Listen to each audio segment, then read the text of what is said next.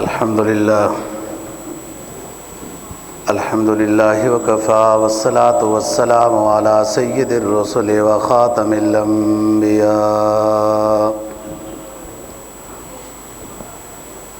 وعلى آله وأصحابه الذين أوفوا عهدهم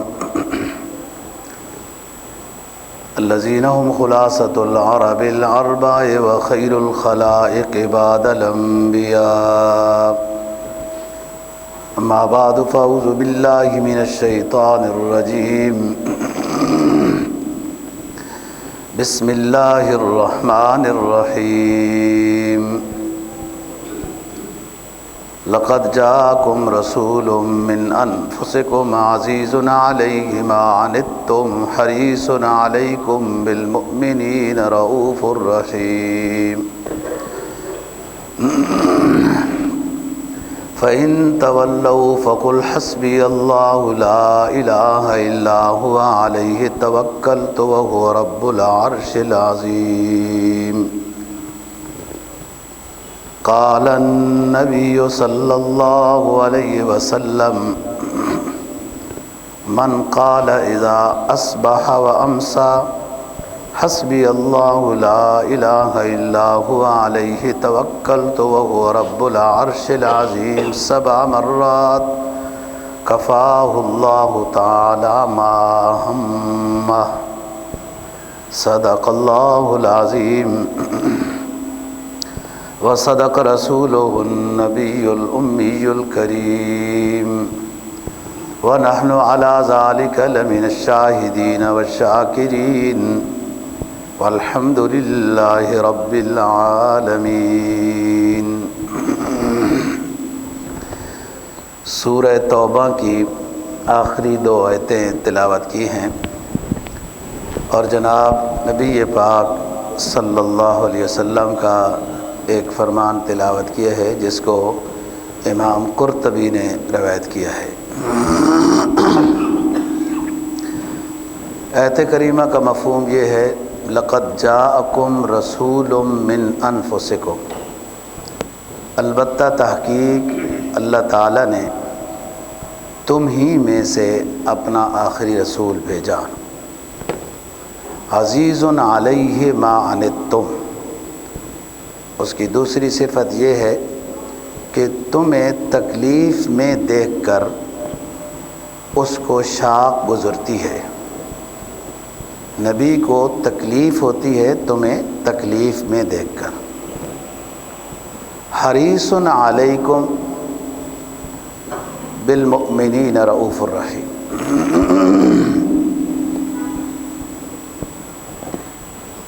تمہاری فلاح اور بھلائی کی ان کو بہت لالچ ہے کہ تم صحیح ہو جاؤ، اور جو بات مان جاتے ہیں ایمان والے بن جاتے ہیں ان کے لیے بالمؤمنین رؤوف الرحیم.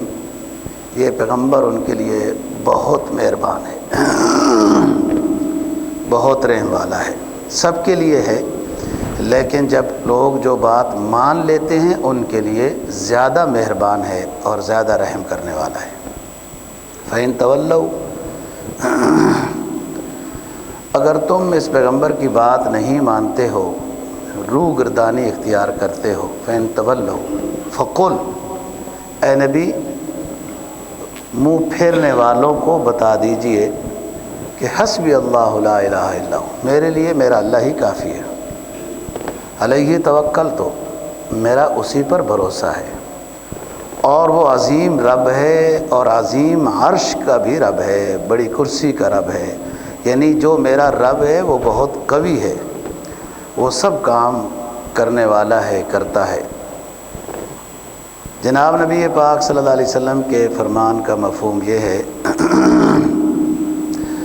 آپ نے فرمایا جو شخص صبح و شام یہ آیت کریمہ 7 مرتبہ پڑھ لیتا ہے تو کفاہ اللہ تعالی ما ہمہ، اس کے جتنے کام ہیں سب آسانی سے اللہ تعالیٰ پورے کرا دیں گے. یہی آیت ہے حسبی اللہ لا الہ الا ہو علیہ توکلت وہو رب العرش العظیم. حسبی اللہ لا الہ الا ہو علیہ توکلت وہو رب العرش العظیم. 7 مرتبہ. بات نبی پاک صلی اللہ علیہ وسلم کے مناقب سے متعلق ہو رہی ہے. آج کی یہ 2 آیت کریمہ آپ کی وفات سے چند دن پہلے نازل ہوئی ہیں. علمی ایک بات ہے کہ خطبہ حجۃ الوداع میں الیوم اکملت لکم دینکم و اتممت علیکم نعمتی یہ آیت نازل ہوئی ہے، اور اس کو نزول کے لحاظ سے مفسرین آخری آیت لکھتے ہیں. وہ آخری آیت احکام کے اعتبار سے آخری آیت ہے، یعنی اس کے بعد کوئی نیا حکم نہیں آیا. اس لحاظ سے وہ آیت الیوم اکملت لکم دینکم والی آخری ہے. لیکن یہ جو آیت ہے لقد جاءکم رسول من انفسکم عزیز علیہ، یہ کوئی آخری آیت نہیں ہے احکام کے اعتبار سے. نبی کی شان قرآن مجید نے مختلف جگہوں پہ بیان کی ہے، تو اسی شان کو ایک جگہ اکٹھا 5 صفات کے ساتھ اس آیت میں بیان کر دیا ہے. احکام کے لحاظ سے جو آیتیں نازل ہوئیں ان میں آخری آیت الیوم اکملت لکم دینکم سورہ مائدہ کی 6 پارے کی آیت ہے. اور فضائل کے لحاظ سے اس کے بعد بھی آیتیں نازل ہوئیں جس میں یہ آیت بھی ہے. اس میں رسول پاک صلی اللہ علیہ وسلم کی 5 صفات کا ذکر ہے. پہلی بات لقد جاءکم رسول من انفسکم، البتہ تحقیق تمہارے پاس اللہ نے پیغمبر بھیجا جو تم ہی میں سے ہے، یعنی خاندان کے لحاظ سے، قوم کے لحاظ سے، رشتہ داری کے لحاظ سے ایک انسان ہے، وہ اولو العزم انسان ہے، سید البشر ہے، نوری اس کے غلام ہے.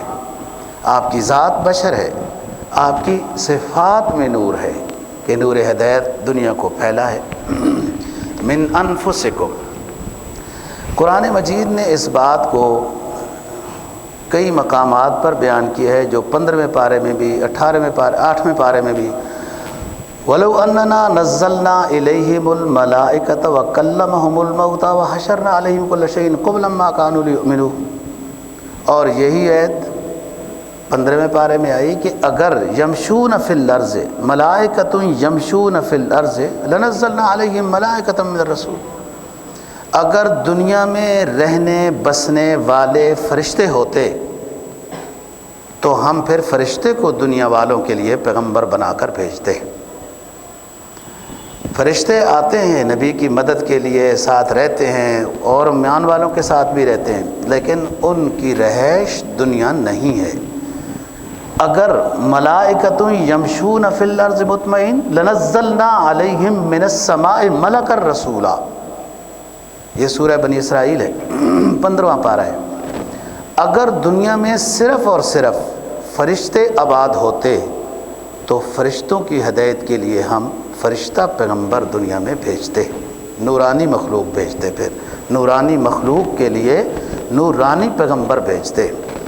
لوگوں نے نبی پاک صلی اللہ علیہ وسلم کی شان اور منقبت میں یہ سمجھا ہے کہ نبی کو نور کہنا یہ اونچا درجہ ہے. اپنی سمجھ میں انہوں نے یہ بات کہی ہے. نورانی چیزیں نبی کے تابع ہیں، وہ نبی کی صفت ہیں. نور سے وہ تو سارے آپ کی خدمت کرتے ہوئے نظر آئے، حتیٰ کہ بڑا فرشتہ جبرائیل علیہ السلام بھی. اور جب آپ عرش پر تشریف لے جا رہے تھے تو جبرائیل کو کہا کہ آپ آگے چلیں نا، آپ رک کیوں گئے؟ تو انہوں نے کہا کہ بس آگے ہمارے پر جلتے ہیں، اللہ کی تجلی سے ہمارے پر جلتے ہیں. نورانی مخلوق بھی سدرۃ المنتہا تک جا سکتی ہے، اس سے آگے آپ کا ہی مقام ہے کہ آپ پہنچیں اور آپ جائیں. تو نبی پاک صلی اللہ علیہ وسلم تم ہی میں سے ہیں، انسان ہیں، اولو العزم انسان ہیں، سید البشر ہیں، نورانی مخلوق آپ کے غلام اور تابع ہے، خدمتگار ہے، اور آپ کی صفت نور ہے. آپ صلی اللہ علیہ وسلم کی دعا بھی ہے کہ اللہ میری گفتگو کو نور بنا، میرے سامنے نور بنا، میرا پیچھے نور بنا، میرا دائیں نور بنا، میرا بائیں نور بنا، کہ میری ہر حرکت و سکون لوگوں کے لیے ایک نورانی لحاظ سے روشنی عطا کرے اور لوگوں کو ہدایت ہو۔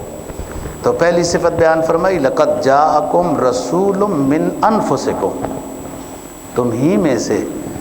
دیکھو جبرائیل علیہ السلام نورانی مخلوق ہے، اور کسی نے نہیں بتایا ہمیں کہ جبرائیل کے یہ 4 بھائی ہیں، یا یہ پھوپھی ہے، یا یہ چاچا ہے، جبرائیل کے یہ بھتیجے ہیں، یہ بھانجے ہیں، یہ آپ کے شادی ہوئی جبرائیل کی، یہ آپ کے بچے، ایسا تو کوئی نہیں ہے۔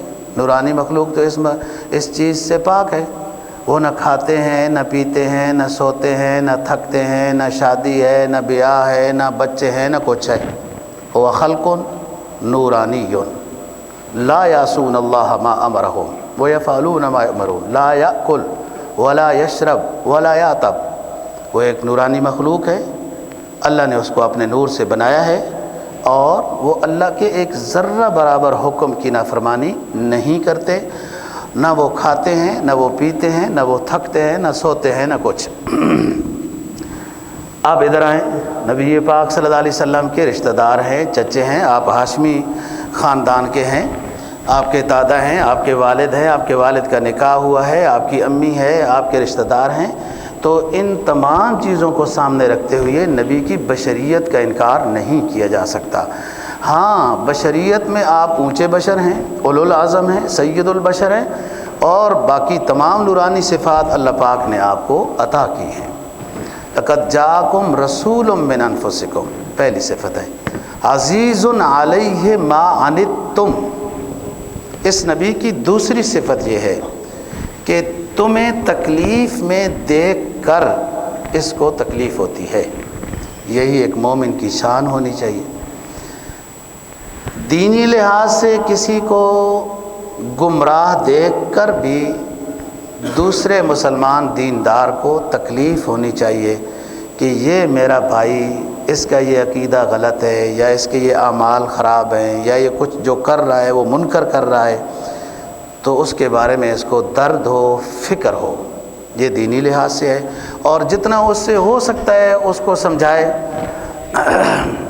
آپ دین کی بات جب سمجھائیں گے تو پہلی ہی مرتبہ وہاں سے جواب پھولوں کی شکل میں نہیں آئے گا۔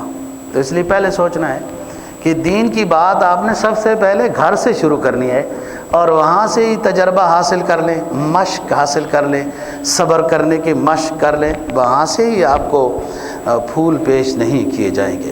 تو دین کی بات پھر بندہ روک دے کہ لوگ باتیں کریں گے، لوگ تانے دیں گے، لوگ کیا سے کیا کہتے ہیں، کہتے ہی رہیں گے، کیا ضرورت ہے اس سے، کیا فرق پڑتا ہے لوگوں کے کہنے سے۔ تو حریص عزیز علیہ ما عنتم، اس نبی کی دوسری صفت یہ ہے کہ تمہیں تکلیف میں دیکھ کر اس ہستی پر شاق گزرتی ہے، تکلیف ہوتی ہے، گاراں گزرتی ہے، بے چین ہو جاتے ہیں۔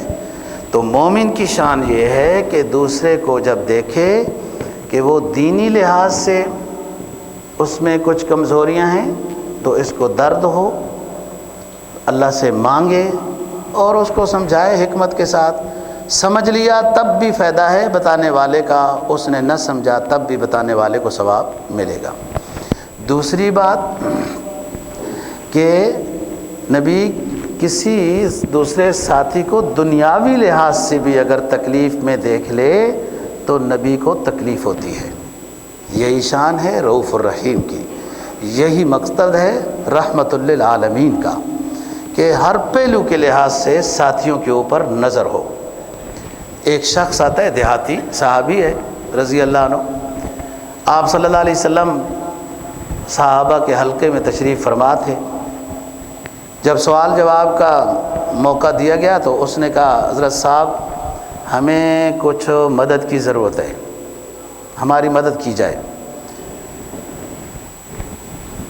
عادی کہتے ہیں رضی اللہ عنہ، یہ حاتم تائی کے بیٹے ہیں، حاتم تائی جو مشہور سخی گزرا ہے نا، یہ کہتے ہیں کہ میرے سمجھ میں یہ بندہ کوئی اس نے جرمانہ دینا تھا، کہیں اپنے گاؤں میں کوئی غلطی ہوئی تھی، اس سے قتل ہوا یا کیا ہوا، تو صلح ہو گئی تھی اور اس بندے کے ذمہ جرمانہ تھا، تو اس کے پاس پیسے نہیں تھے۔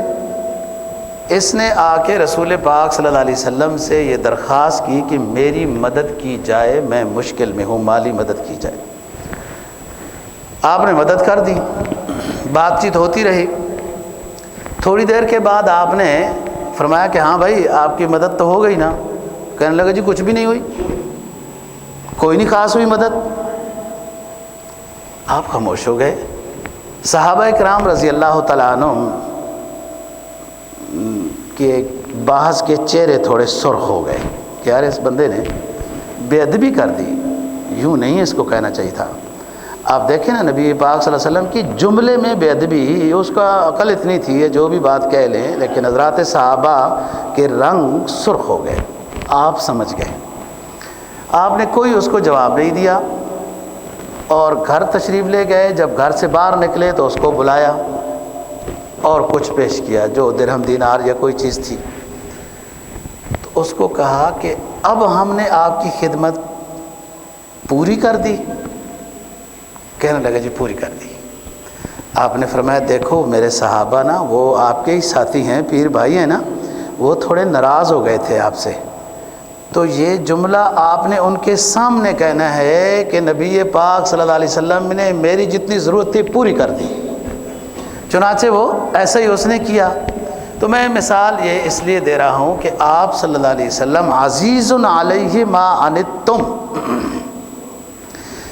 کہ دینی لحاظ سے بھی کسی کو جب پیغمبر، گمراہ کا لفظ نہیں کہنا چاہیے، کہ کوئی منکر میں دیکھتا ہے پیغمبر تو پیغمبر کو تکلیف ہوتی ہے اور اس منکر کو دور کرنے کی پیغمبر کوشش کرتا ہے، لیکن اس کی کوشش کرنا اس کی مجبوری ہے کہ اس کو ان کے غلط راستے پر رہ کر نبی کو تکلیف ہوتی ہے۔ یہ تکلیف کو دور کرنا اب ضروری ہے کہ اس کو سمجھایا جائے۔ علماء تفسیر نے لکھا ہے کہ یہ کوالٹی اگر ایمان والے میں ہے تو تب کامل ایمان ہے۔ کسی دوسرے مومن میں کوئی منکر دیکھا ہے، نماز کا سست ہے یا گالیاں دیتا ہے یا کچھ اور گندی چیز کھاتا پیتا ہے اور اس کو تکلیف ہوتی ہے، اس مومن کو تکلیف ہوتی ہے کہ میرا ساتھی گڑبڑ ہے، اس تکلیف کو دور کرنے کا وہ حیلہ وسیلہ کرتا ہے تو کامل ایمان والا ہے، پیغمبرانہ سنت پر ہے۔ اور اسی طرح دنیاوی لحاظ سے ایک شخص ہوتے ہیں، یاسر نام ہے ان کا، پھر آپ نے ان کا نام یہی قائم رکھا، یہ یہودی تھے۔ آپ صلی اللہ علیہ وسلم جب مدینہ طیبہ میں تشریف لائے نا جی، تو یہودیوں کے کئی قبیلے آباد تھے، بنو قینقاع، بنو نذیر، بنو قریظہ وغیرہ، چھوٹے بڑے کئی قبیلے تھے۔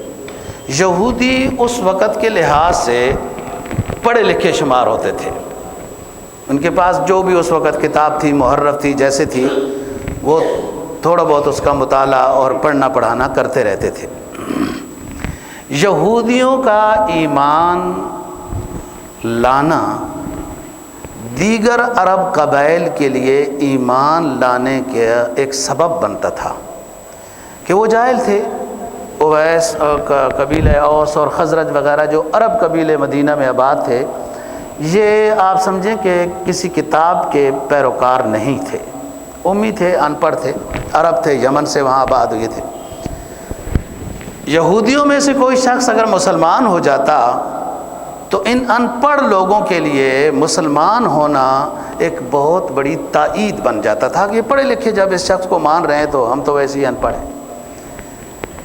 اکثر یہودیوں نے تو ایمان نہیں لایا، لیکن قرآن کہتا ہے الذین آتیناہم الکتاب یعرفونہ کما یعرفون ابناءہم وان فریقا منہم لیکتمون الحق وہم یعلمون۔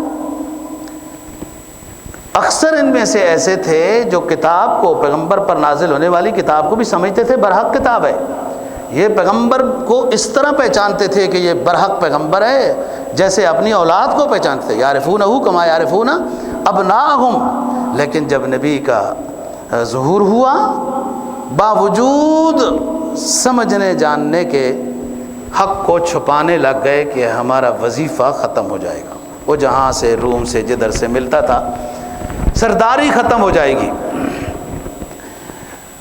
تو یاسر نامی شخص ایک یہودی ہوتا ہے، آپ صلی اللہ علیہ وسلم کے پاس کئی دن ٹھہرا، اور آپ کے اخلاق، اٹھنا بیٹھنا، گفتگو، ملاقات، معاملات، عبادات، شگفتگی، شفقت، رحم و کرم، ساری چیزیں، ہمدردی، خیرخواہی، آپ کا جو وصف خاص ہے وہ دیکھتا رہا۔ 2-3 دن کے بعد ایمان لے آیا، اور اپنی قوم کا بڑا تھا، اپنے قبیلے میں گیا، ان کو جمع کیا، وہاں بیان کیا، فرمایا قوم اطیعونی ان النبی الذی کننا ننتظر، اے میری قوم میرا کہا مانو،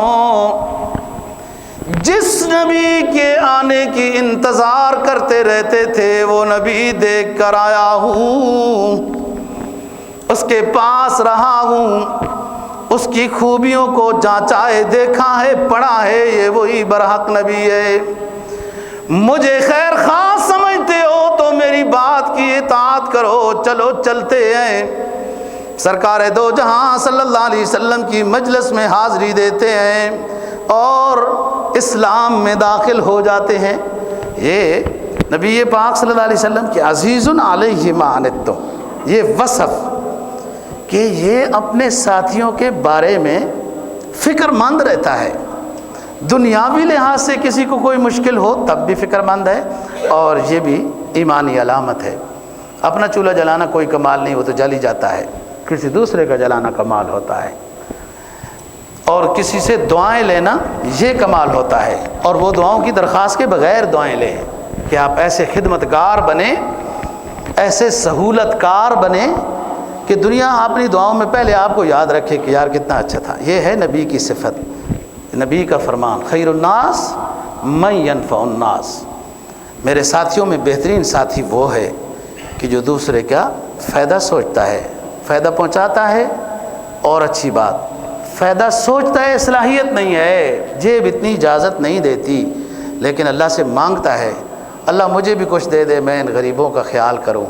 بے شک وہ نہ کر سکا، ثواب پھر بھی اس کو ہوتا رہے گا کہ اللہم مالک الملک تؤتی الملک واللہ فضل بعضکم علی بعض فی الرزق، اللہ کا اپنا فیصلہ ہے، کسی کو رزق زیادہ دیتا ہے، کسی کو کم دیتا ہے، وہ خود حکیم ہے، وہ خود جانتا ہے۔ پتہ نہیں ہمیں بھی زیادہ دے دیتا تو ہم بھی ادھر ادھر لفنگر مفنگر ہوتے۔ بندہ سوچتا رہے نا جی کہ جو اللہ نے جن اوقات میں ہمیں رکھا ہے ہمارے لیے اسی میں بہتری ہے۔ ادھر ایک ساتھی نماز پڑھنے آتے ہوتے تھے، بڑے اچھے نوجوان تھے، ظاہری طور پر بڑے عرصے سے نظر نہیں آ رہے، ان کا ایک بازو نہیں تھا، تو وہ کہتا ہے بچپن میں کہیں غلطی سے کٹ گیا تھا، تو بہرحال مجھے ایک کمی تو ہوئی، اور اس نے تو وہ کہنے لگا مولوی صاحب یہ قدرت کا فیصلہ ہے، پتہ نہیں میرا بازو ہوتا لوگوں کو مکے شکے مارتا، لڑائیاں جھگڑے کرتا، ان تمام گناہوں سے بچا ہوا ہوں، کوئی بات نہیں، میں اللہ کے فیصلے پہ راضی ہوں۔ یہ ایمان ہے کہ جو جس طرح اللہ رکھے، تھوڑا پیسہ ہے نا، عزت کے ساتھ زندگی گزر رہی ہے، یہ سب سے بہترین زندگی ہے، کسی کا محتاج اللہ نے نہیں کیا۔ زیادہ پیسہ جن کے پاس ہے وہ دنیا میں بھی حساب دے نہیں پا رہے، تو آخرت میں کیسے حساب دیں گے؟ تو عزیز علیہ ما عنتم، یہ نبی بڑا فکر مند ہے، بڑا عظیم انسان ہے، اس کے اصول اور ضابطے ہیں، ان کے مطابق یہ قدرت کا نظام ہے۔ حضرت سلمان فارسی رضی اللہ تعالیٰ عنہ آتش پرست ہے، یہ فارس، اور دل نہیں لگتا تھا، یہ بکتے بکاتے بدلتے بدلتے کہیں پہنچ گئے، مختلف راہبوں سے بھی سبق لیے، ایک آخری راہب نے ان کو اچھا سبق دیا کہ اب ہمیں ڈھونڈنا چھوڑ دو، عیسائی مسلک کے لوگوں کو، راہبوں کو چھوڑنا، ان کے بڑوں کو، علماء کو ڈھونڈنا چھوڑ دو۔ ہماری کتابوں میں جو علامات لکھی ہوئی ہیں وہ اب آخری نبی کی علامات آ چکی ہیں سامنے، 2-3 علامتیں یاد رکھو، اس آخری نبی کو ڈھونڈو۔ ہم پرانے سابقہ شریعت والوں کو مت ڈھونڈو، آپ یہ کئی 2-3 سے گزر چکے تھے، 300 350 سال عمر ہے، جب نبی پاک صلی اللہ علیہ وسلم سے ملاقات ہوئی اور اسلام میں داخل ہوئے تب 300 سال عمر تھی. اس کے بعد 50 سال یہ یمن کے پھر گورنر بھی رہے جو خط لکھتے تھے درندوں کو کہ رات کو باہر آ جانا، کوئی باہر پھرتا ٹرتا ہو تو اس کو پکڑ لینا. یہ مدین کے گورنر تھے. بہرحال انسان کی جب کوالٹی نہ ہو تو اپنے ورکر بھی بات نہیں مانتے ہیں جی. جب ایمانی کوالٹی اونچی ہو تو جنت کے درندے بھی غلامی کرتے نظر آتے ہیں. ہماری اپنی کوالٹی ختم ہو چکی ہے. اپنے ماتحت پولیس، اپنے ماتحت فوج، اپنا ماتحت عملہ، اپنے ماتحت ورکر جو کچھ ہیں وہ بھی منہ چڑھاتے رہتے ہیں. اصل بات یہ ہے کہ اپنی کوالٹی تقوی طہارت کی کمزور ہوتی ہے یا عدل و انصاف کی کمزور ہوتی ہے. تو ان کو اس راہب نے 3 علامتیں بتائیں کہ کھجوروں کا وہاں بہت زیادہ باغات ہوں گے جس میں نبی آخر الزمان بسیرا کریں گے، صدقہ قبول نہیں کریں گے، ہدیہ قبول کریں گے. یہ دوسری علامت ہے. اور تیسری علامت یہ ہے کہ دونوں شانوں کے درمیان میں مہر ختم نبوت ہوگی. سلمان بڑے آدمی تھے، عمر کے لحاظ سے سمجھدار تھے، اور جتنا بندہ دنیا کے تھپیڑے کھاتا ہے اتنا اور سمجھدار ہوتا ہے. ہنا رنگ لاتی ہے پتھر پہ پس جانے کے بعد. تو بنو قریظہ یہودیوں کے ہاتھ ایک عربی قافلے نے ان کو بھیجا. انہوں نے ان سے پوچھا کہ بھائی میں نے فلانی جگہ میں جانا ہے جہاں کھجور کے درخت زیادہ ہوں گے. وہ عرب قبیلت ہے ویسی. انہوں نے کوئی گائے وائے بھی ان کو ہدیہ دیا، لیکن پھر بھی انہوں نے سلمان کو غلام بنا کر بنو قریظہ کے ایک یہودی کو بیچ دیا. اور بنو قریظہ وہ یہودی جو ہے وہ مدینے کا تھا. یہ اپنی منزل کو پہنچ گئے. ان کو پتہ چلا کہ ایک نبی کے بارے میں لوگ باتیں کرتے ہیں. مختصر بات یہ ہے، ان کا تو لمبا واقعہ ہے. یہ صدقہ لے کے آئے اور پیش کیا، آپ صلی اللہ علیہ وسلم نے قبول نہیں. یہ سمجھ تو گئے یہ شخص بڑا اونچا ہے، غیر معمولی شخص ہے. ایک عام آدمی نیک غیر معمولی نظر آتا ہے، پیغمبر ہو، امام الانبیاء ہو. سمجھ تو گئے. ظاہر کئی راہبوں کو، کئی علماء کو، کئی لوگوں کو دیکھ چکے تھے. اپنی آتش پرستی بھی دیکھی ہوئی تھی. آپ نے صدقہ قبول نہیں کیا اور فرمایا کہ ان ساتھیوں میں یہ تقسیم کر دو. پھر موقع پا کے آئے اور کچھ ہدیہ لے کے آئے. تو ہدیہ آپ نے وہ پیش کیا. تو وہ ہدیہ جب پیش کیا تو آپ نے قبول کر لیا، خود بھی تناول فرمایا، ساتھیوں کو بھی دیا. اب 2 علامتیں تو یہ کھجوروں والا علاقہ بھی دیکھ چکے ہیں، صدقہ قبول نہ کرنا اور ہدیہ قبول کرنا بھی دیکھ چکے ہیں. اب ایک اور ٹائم پر آئے. آپ سے متاثر بہت تھے. آپ کی وضاحت، دیکھنا، اٹھنا، ملنا، یہ ساری چیزیں، یہی تو بات ہے اصل. جیسے اسلام زبان سے بولنے کا نام ہے، تبلیغ کا نام ہے، ایسے ہی مسلمان کے کردار کا نام ہے، اس کے اپنے اخلاق کا، عقیدے کا، اعمال کا، ان تمام چیزوں کا اس میں دخل ہوتا ہے. نبی کی بات یا حضرات صحابہ اولیاء کی بات زیادہ اثر کیوں کرتی ہے؟ اس لیے کہ ان کے پاس ایمانی کوالٹی اونچی ہوتی ہے. اور ایمانی کوالٹی جب نہ ہو تو ہر کوئی، آپ دیکھیں نا، وہ جناب سارا سال گند مند اور ناچ گانے رقص مقص وہ مخلوق کرتی رہتی ہے، اور ربیع الاول کے مہینے میں دوپٹہ اوڑھ کے شعر پڑھنے لگ جاتی ہے ٹی وی پر آ کر. یہ اسلام کی تبلیغ ہے، یہ اسلام کا مذاق ہے. اسلام تو صرف 12 ربیع الاول کے لیے نہیں آیا، پوری زندگی کے لیے آیا ہے. یہ اسی طرح یہ لوگ ہیں، اور تو ان کا اثر کیا ہوگا جب خود برتن خالی ہے؟ آگے اثر کیا ہوگا؟ تو بات یہ ہے کہ اب موقع ڈال کے آئے اور متاثر تو تھے کہ یہ کیسا شخص ہے، کیسا عظیم آدمی ہے. اور جن لوگوں نے پیغمبر کو نہیں دیکھا، اونچے لوگ گزرے نا جی، علامہ رومی ہے، جامی ہے وغیرہ، دیکھا نہیں ہے. آپ کی خوبیاں کتابوں میں پڑھ کے فریفتہ ہو کے رہ گئے. فرمایا منم بے دل بجمال تو عجب حیرانم، منم بے دل بجمال تو عجب حیرانم، اللہ اللہ چی جمالش بدی گلا جبی، چشم رحمت بکشاس یہ مننداد نظر، اے قریشی مکی اے ہاشمی و مطلبی. یہ علامہ جامی ہے، سرکار کی خوبیاں کتابوں میں پڑھی، خوبیاں پڑھتے پڑھتے کہنے لگ گئے اس کی خوبیاں پڑھی تو اس کا حسن قلب و نگاہ میں سمایا نہیں جاتا۔ پڑھیاں خوبیاں کتابوں میں، اس ہستی کا حسن قلب و نگاہ میں سمایا نہیں جاتا، اور ہدایت کے وہ چراغ کھل جاتے ہیں، ہدایت کے وہ راستے، نبی کی سیرت کے وہ چراغ دکھا دیتے ہیں کہ بندہ نبی کی حقیقی محبت میں ہو تو کبھی گمراہ نہیں ہوگا۔ منم بے دل بجمال تو عجب حیرانم، اللہ اللہ چ جمالش بدی گلا جبی، چشم رحمت بکشا سوئے من انداز نظر، اے قریشی ہاشمی اے مکی و مطلبی۔ یہ تو کتابوں میں سید دو جہاں کے اوصاف پڑھ کر فریفتہ ہو گئے، پوری زندگی کے لیے اللہ اور اللہ کے رسول کی ضربوں میں آئے، سنت کی اتباع میں آئے، دوسروں کے لیے بھی مشعل راہ بن گئے، رومی ہو یا جامی ہو۔ اور ادھر تو سلمان فارسی رضی اللہ تعالیٰ عنہ آتے ہیں، کبھی ہدیہ پیش کرتے ہیں، کبھی صدقہ دیتے ہیں، وہ علامات اپنے استاد کی آزما رہے ہیں۔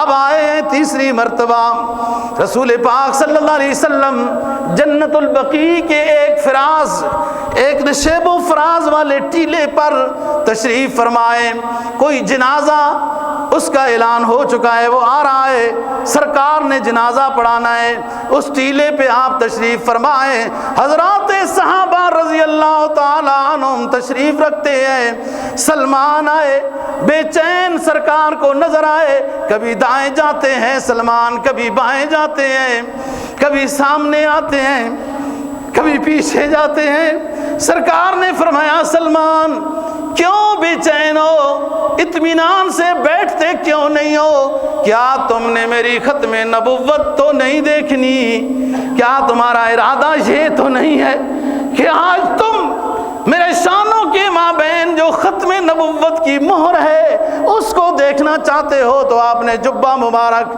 اونچا کیا، سلمان نے سر ادب سے نیچے کیا کہ حضور اسی لیے بے چین ہوں، اور تیسری علامت کو دیکھنا چاہتا تھا جو آپ نے بھانپ لیا ہے۔ سرکار نے جبہ اٹھایا اور اس خوش نصیب صحابی نے نبی پاک صلی اللہ علیہ وسلم کی ختم نبوت کا بوسہ لیا اور یہ مسلمان ہوا۔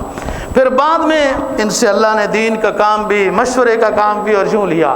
عزیز علیہ ما عنتم، نیک بندے کی شان یہ ہوتی ہے کہ اس کو دیکھ کر دنیا کی پریشانیاں دور ہو جاتی ہیں، یہ نیک بندے کی شان ہے۔ آپ کبھی کسی نیک اللہ والے کے پاس بیٹھے نا جناب، دل چاہے گا اور بیٹھے، اچھا میں نہ مسئلہ پوچھوں کوئی اور پوچھ لے تاکہ بیٹھنے کا اور موقع ملے، اور سوال جواب وہ کر رہا ہے اس کے جواب کا بھی فائدہ اٹھاؤں۔ یہ تو میں عام نیک بندے کی بات کر رہا ہوں جس نے نبی کی سنت کے اوپر تھوڑا بہت عمل کیا ہے، اور ہستی کا اپنا عالم کیا ہوگا آپ خود دیکھیں نا جی۔ عبداللہ بن سلام یہودی ہیں، میں نے بتایا نا کہ یہودی کا ایمان لانے سے زیادہ فائدہ ہوا، اگرچہ یہ بہت کم لوگ ہیں جنہوں نے ایمان لایا، لیکن لائے جو ایمان ہے وہ بڑے بڑے عالم تھے۔ نبی پاک صلی اللہ علیہ وسلم کے پاس آئے، ان کو بھی پتہ چلا، جیسے دیکھا فلما رأیت وجہ الرسول عرفت ان وجہہ لیس بوجہ کذاب۔ کوئی سوال جواب بھی کرنے کا ارادہ تھا نا، بڑے عالم تھے، تو جب نبی پاک صلی اللہ علیہ وسلم کی مجلس میں بیٹھے، آپ کا دیدار کیا، بے ساختہ کہنے لگے کہ یہ چہرہ کسی جھوٹے شخص کا چہرہ نہیں ہو سکتا۔ کوئی سوال نہیں کیا اور ایمان لے آئے۔ تو فرمایا لقد جاءکم رسول من انفسکم عزیز علیہ، جو نبی ہے نا تمہارا، ہمارا، ساری کائنات کا سید دو جہاں اس لیے کہا جاتا ہے، ساری کائنات کا جو پیغمبر ہے، جو امام الانبیاء ہے، اس کی خوبی یہ ہے تم ہی میں سے ہے۔ عزیز علیہ ما عنتم، عزیز علیہ ما عنتم، تمہارے بارے میں فکر مند ہے، تمہیں دنیاوی یا دینی تکلیف میں دیکھ کر اسے تکلیف ہوتی ہے اور اس تکلیف کو وہ دور کرنے کی کوشش کرتا ہے۔ سرکار دو جہاں صلی اللہ علیہ وسلم آرام فرما رہے ہیں. حدیث میں آتا ہے کہ دو فرشتے آئے، ایک سر کی طرف آ کے بیٹھ گیا، ایک پاؤں کی طرف آ کے بیٹھ گیا. اور پہلے یہ بات سن لیجئے کہ جو پیغمبر کی نیند ہوتی ہے وہ صرف آنکھیں بند ہوتی ہیں، قلب جاگ رہا ہوتا ہے. اس لیے پیغمبر کی نیند سے پیغمبر کا وضو نہیں ٹوٹتا، کہ ان کے مفاصل اپنی جگہ پر، اعضاء وہ ڈھیلے نہیں ہوتے. جیسے عام آدمی کی نیند سے وہ اس کے جوڑ ڈھیلے ہوتے ہیں، اور جس کی وجہ سے نیند ناقض وضو ہے عام آدمی کے لیے.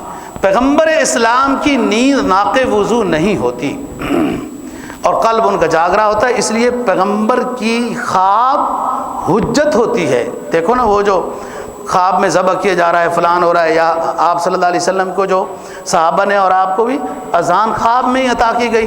پیغمبر کی خواب حجت ہوتی ہے، دلیل ہوتی ہے، قانون ہوتا ہے. اور اگر کوئی اور خواب بیان کرے، پیغمبر اس کی تائید کر دے تو بھی وہ قانون بن جاتی ہے. تو ایک سر کی طرف آ کے بیٹھ گیا اور ایک پاؤں کی طرف. پاؤں والا سوال کرنے لگا سر والے فرشتے سے کہ اس ہستی کی امت کی مثال تو دے دو. وہ کہنے لگا اس ہستی کی امت کی مثال اس آدمی کی طرح ہے کہ جو سفر کرتا رہا تو شہر راہ ختم ہو گیا، پانی ختم ہو گیا. اب ایک جگہ میں پہنچ گیا جو اپنے علاقے سے بھی بہت دور ہے، جہاں جانا ہے وہ بھی بہت دور ہے، اور بھول چکا ہے. سوائے ہلاکت کے اور اسے کچھ سمجھ ہی نہیں آ رہا. کھانا پینا بھی ختم، جنگل بیابان میں ہے، اور نہ واپس جا سکتا ہے نہ آگے جا سکتا ہے. کہ اس دورانیے میں اس کے پاس ایک شخص آ جاتا ہے جو خوش لباس ہے.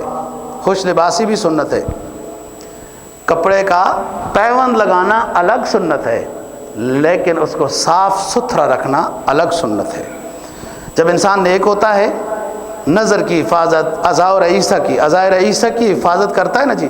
یہ اکثر انسان کے اعضاء رئیسہ خراب ہوتے ہیں، کان، زبان، ناک، دماغ، قلب، اعضاء رئیسہ ہیں یہ 5. اور حکیموں کے دوائیوں میں بھی دیکھا ہے نا، وہ اعضاء رئیسہ کی دوائی دیتے ہیں. وہ اعضاء رئیسہ کو لوگ غلط استعمال کرتے ہیں، اس لیے اعضاء رئیسہ خراب ہو جاتے ہیں. نظر خراب، بے چینی، دماغ بے سکون، پریشانیاں ایسے ہی. وہ آئے ہی نہیں، اعضاء رئیسہ کا نسخہ لینے کے لیے آئے نہیں، جو قرآن کی تلاوت میں ان کو مل جاتا. تو بات کر رہا ہوں کہ نبی پاک صلی اللہ علیہ وسلم آرام فرما رہے ہیں، اور وہ پوچھتے ہیں. پوچھتے جب پہنچے کہ وہ بندہ اب کیا کرے گا، کہ اس دورانیے میں، اس پریشانی کے عالم میں اس بندے کے پاس ایک شخص آتا ہے، بڑا خوبصورت ہے. حدیث کے الفاظ ہیں بڑا خوش لباس ہے. وہ بندہ آنے والا بڑا خوش اخلاق ہے. وہ بندہ اس پریشان حال کو یا پریشان حالوں کو وہ کہتا ہے کہ کیا مسئلہ ہے. انہوں نے کہا جی یہ مسئلہ ہے. اس نے کہا میری بات مانو گے، میرے ساتھ چلو. وہاں باغات بھی ہیں، پانی بھی ہے، غلہ بھی ہے، نباتات بھی ہیں، فروٹ بھی ہیں، سب کچھ ہے، میری بات مانو. وہ بندہ کہنے لگا جی اس سے بہتر اور کیا ہو سکتا ہے، ہم تو اب ہلاک ہو رہے ہیں، کچھ بھی نہیں ہے ہمارے پاس. وہ شخص خوش لباس، خوش اخلاق والا، وہ لے کے ان کو چلا گیا، اور واقعتاً آگے ایک نہر ہے، باغ ہے، کھانا پینا ہے، اور وہ انہوں نے ریسٹ کیا، بڑے خوش ہو گئے. اس بندے نے یہ کہا کہ اگر میری بات مزید مانتے ہو تو آگے چلو، آگے اور بھی بڑے باغات ہیں، بہت بڑی نعمتیں ہیں. ان میں سے کچھ بندے ادھر ہی رہ گئے، کہا یہی ٹھیک ہے، بس گزارا ہوتا ہے. اور کچھ بندوں نے کہا کہ نہیں، یہ بڑا سچا انسان ہے، اس کے ساتھ آگے چلنا چاہیے. جو آگے چلے وہ حضرات صحابہ رضی اللہ عنہم بن گئے. ان کو دنیا کے بھی باغات ملے، آخرت کے بھی، خود کے باغات ملے، دوسروں کے لیے بھی. حضرات صحابہ اہل بیت سفارش کریں گے، اللہ جنت عطا کرے گا. یہ مثال ہے، جو شخص ہے وہ رسول پاک ہے، اور دنیا سب کچھ ہونے کے باوجود پریشانی کے عالم میں ہے. اور اس پریشانی سے نکلنے کا راستہ کیا ہے؟ نبی پاک صلی اللہ علیہ وسلم کی کامل تعلیم میں آنا. فرمایا انا آخذ بعجزکم من النار وانتم تطمحون فیہا، لوگوں سنو، میں تم میں سے ایک ایک کو پکڑ کر جہنم سے بچانے کے لیے آیا ہوں، اور تم پروانوں کی طرح آگ کے اوپر گرتے جا رہے ہو، جہنم کی طرف جاتے جا رہے ہو۔ انا آخذ بعجزکم عن النار، میں تم کو جہنم سے پکڑ کر، کنتم شفا علی حفرۃ من النار، جس کو قرآن نے چوتھے پارے میں بیان کیا۔ نبی پاک صلی اللہ علیہ وسلم اپنا تعارف کراتے ہوئے فرما رہے ہیں کہ لوگوں میری قدر کرو، تم تو جہنم کے کنارے پر، منڈیر پر پہنچ چکے تھے، جب میں آیا تمہیں اپنی تعلیمات کے ذریعے سے جہنم سے بچا لیا، اور تم پھر بھی ادھر جا رہے ہو، عقیدے کے لحاظ سے ہو، اعمال کے لحاظ سے ہو، ایمان نہ لاؤ گے تو پھر جہنم کی طرف جانا ہے۔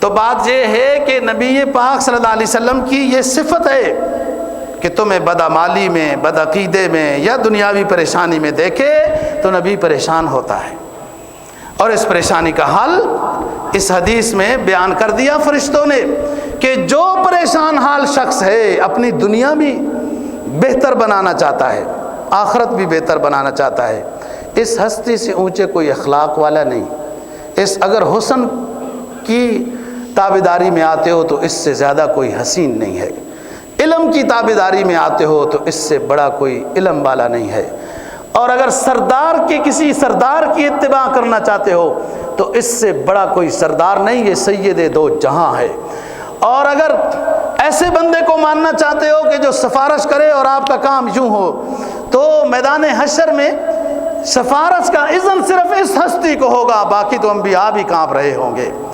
اور اگر تم ایسے بندے کی پیروی میں آنا چاہتے ہو جو ایک وقت میں امام مسجد بھی ہو، مسجد کے خطیب بھی ہو، اور بادشاہ وقت بھی ہو، امیر المؤمنین بھی ہو، حکومت بھی چلانے والا ہو، وہ ایک وقت میں قاضی اور جج بھی ہو، اور ایک وقت میں زرہ پہن کر اپنی تلوار کو لے کر کفار کے مقابلے میں جہاد بھی نکلنے والا ہو، یہ ہماتن تمام خوبیوں کے مالک کو اگر تم تلاش کرنا چاہتے ہو تو اللہ نے وہ محمد الرسول اللہ صلی اللہ علیہ وسلم بنا کر بھیجا ہے۔ حسن کے لحاظ سے اونچا، فرمایا داستان حسن جب پھیلی تو لامحدود تھی، داستان حسن جب پھیلی تو لامحدود تھی، اور جب سمٹی تو اے محمد تیرا نام ہو کر رہ گئی۔ حسینوں میں اعلیٰ حضرت جبرائیل علیہ السلام اپنا تاثر پیش کرتے ہیں، قلبت مشارق الارض ومغاربها فلم ارى احسن اکمل اجمل من محمد صلی اللہ علیہ وسلم۔ جبرائیل کہتے ہیں میری ڈپٹی یہ تھی، کبھی آدم کے پاس جانا، کبھی نوح کے پاس، کبھی یعقوب کے پاس، کبھی ابراہیم کے پاس، کبھی موسیٰ کے پاس، کبھی سلمان کے پاس، میری ڈپٹی یہ تھی۔ ہر پیغمبروں کے پاس میں وہی لے کر جاتا رہا، ان کی زیارت سے مستفید ہوتا رہا، سارے انبیاء علیہ السلام کی زیارتیں کی، بار بار کی، ان کے حسن و جمال اور ان کردار کو دیکھا، لیکن محمد سے بہتر کوئی حسین نظر نہیں آیا۔ سب پیغمبروں میں سب سے اونچا پیغمبر پایا، امام الانبیاء پایا، خاتم الانبیاء پایا۔ فلما قلبت مشارق الارض ومغاربها فلم ارى احسن اکمل اجمل اشرف من محمد صلی اللہ علیہ وسلم۔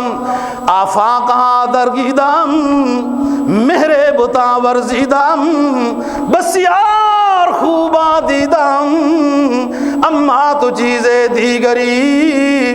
کہتے ساری دنیا گھوما ہوں، ہر حسین کو دیکھا، ماجبین کو دیکھا، بڑے بڑے صاحب وحی کو دیکھا، پیغمبروں کو دیکھا، آپ جیسا نہ شریف دیکھا، نہ حسین دیکھا، نہ صاحب کمال دیکھا۔ اس نام کی لذت دل عشاق سے پوچھو، جان آ گئی تن میں جب لیا نام محمد صلی اللہ علیہ وسلم۔ ہمارا کہا سنا اللہ قبول و منظور فرمائے، دین کی سمجھ اور اس پر عمل کی توفیق نصیب فرمائے۔ وآخر دعوانا